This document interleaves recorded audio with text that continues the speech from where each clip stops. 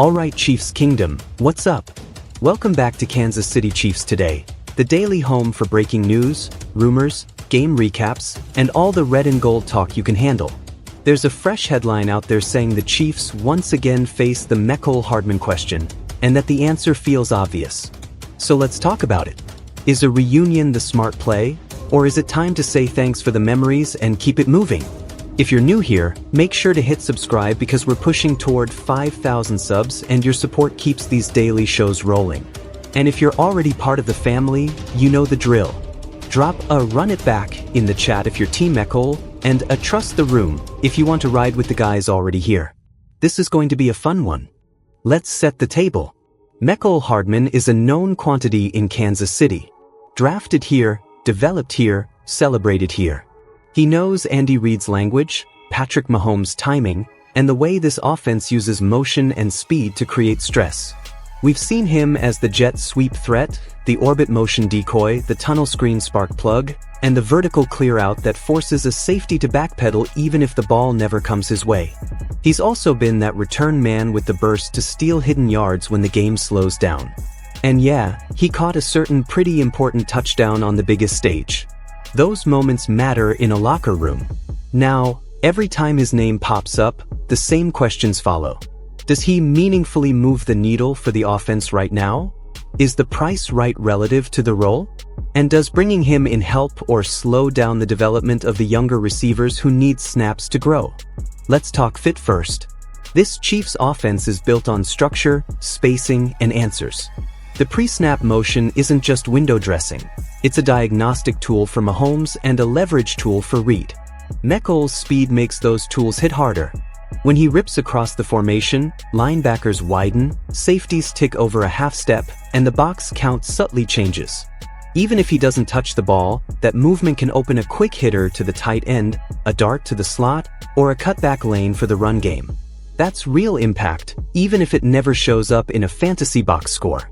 And when he does get the touch, on a pop pass, a jet touch, or a bubble, it's a layup completion that can turn into an explosive play with one missed tackle. Chemistry matters too. Mahomes plus Mecole isn't guesswork. It's reps, it's years, it's signals at the line that both guys understand in real time. That continuity is rare in the NFL, where everything changes fast. Dropping Mecole into this huddle is like plugging in a charger you've used for years.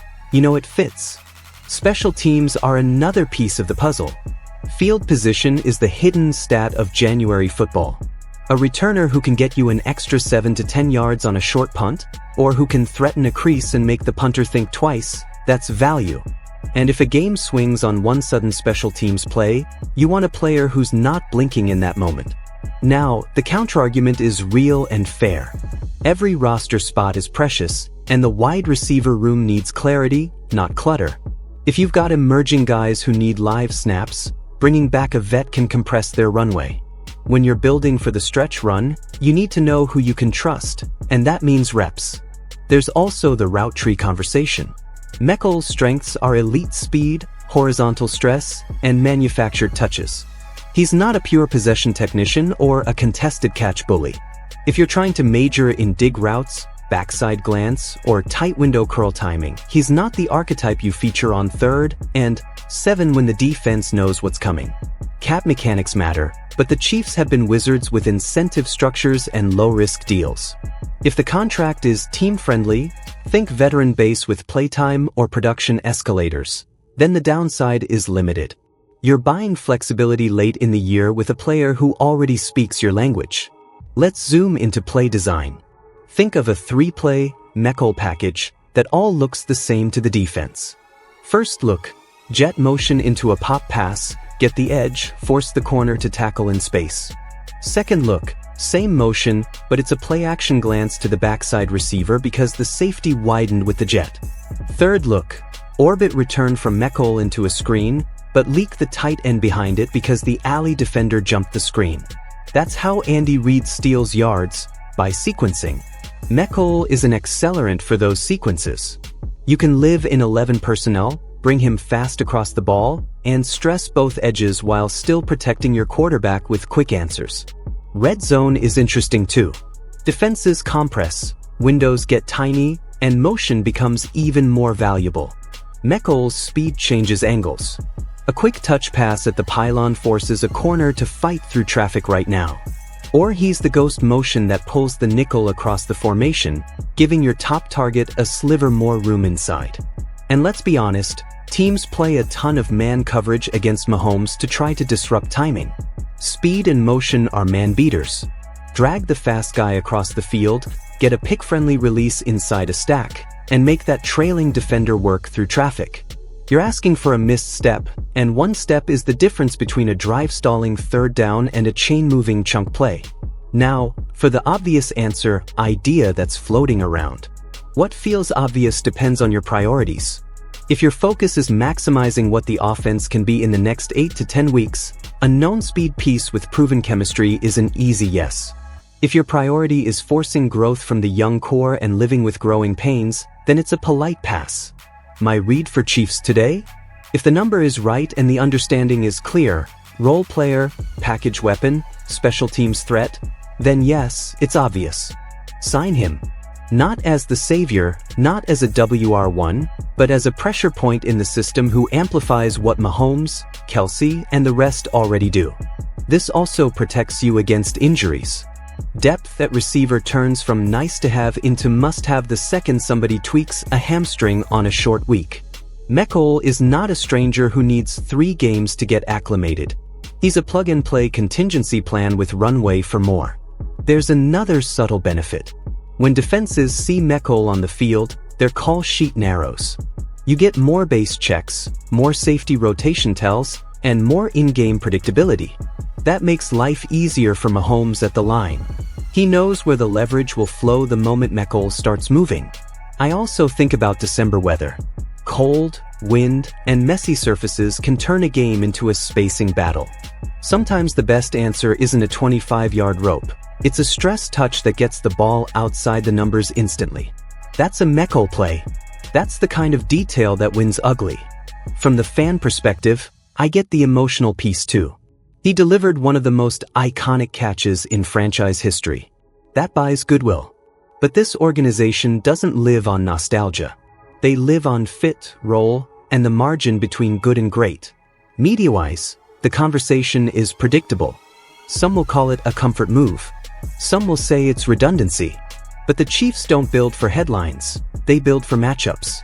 If a defensive coordinator has to waste 10 practice reps tracking jet motion and bubble tags, that's 10 reps not spent on your core concepts.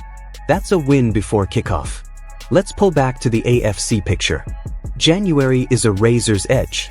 The Ravens' defense is long and fast. The Bengals can score in bunches. The Bills bring pressure that tests your answers. The Dolphins give you track meet speed.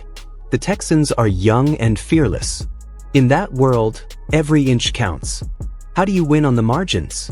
1 extra yard on a punt return that flips your play calling on 2nd and 6 instead of 2nd and 8. 1 defender widening 2 steps because jet motion is coming. 1 cheap first down because a linebacker hesitated. That's the hidden math that decides conference titles. If you're Kansas City, the target is always the same. Be the best version of yourself by the time the tournament starts. Mecole doesn't change who you are, he sharpens the edges. He adds a layer of difficulty for defenses already dealing with the best quarterback on earth and a Hall of Fame tight end. So here's the verdict. If the dollars and expectations line up, I'm all for it. Sign him to a role-driven deal, bake in a weekly package, and let the threat of his speed enhance the run/pass options you already love. Let him earn more as the weeks go, not the other way around. If the market gets weird or the room is healthier and more explosive than we think, you can pass. That's the part fans don't always love, but it's true. Sometimes the best move is the vote of confidence for your young receivers. If that's the path, then double down on manufacturing touches for the guys here, because the function Mecole would serve still needs to exist. Either way, the conversation tells you where the Chiefs' head is at. They're looking for edges. They're looking for multiplicity.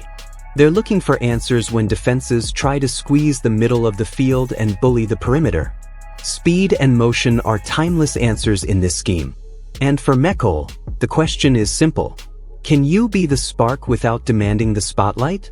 Can you live in the attention-to-detail world Andy Reid requires, where the fake matters as much as the touch? If the answer is yes, then the partnership still makes a ton of sense. Chiefs Kingdom, I want to hear from you. Do you want him back? Do you think the obvious answer really is that obvious? Or does it depend on the role and the price? Where does he rank among your depth options right now? We're going to follow this closely, because decisions like this foreshadow how the team envisions its playoff identity. Gadget threat packages, field position swings, and 2 or 3 scripted explosives per game. That's often the margin in January. You know the standard in Kansas City. It's rings or nothing. Alright, that's the show. Thanks for rocking with us today on Kansas City Chiefs Today. If you enjoyed the breakdown, smash the like button so more fans see it, and make sure you're subscribed because the daily uploads aren't stopping. We're on the road to 5,000 subs and you're a big part of that. Drop your takes in the comments and join the road to 5,000 subs here on Kansas City Chiefs Today.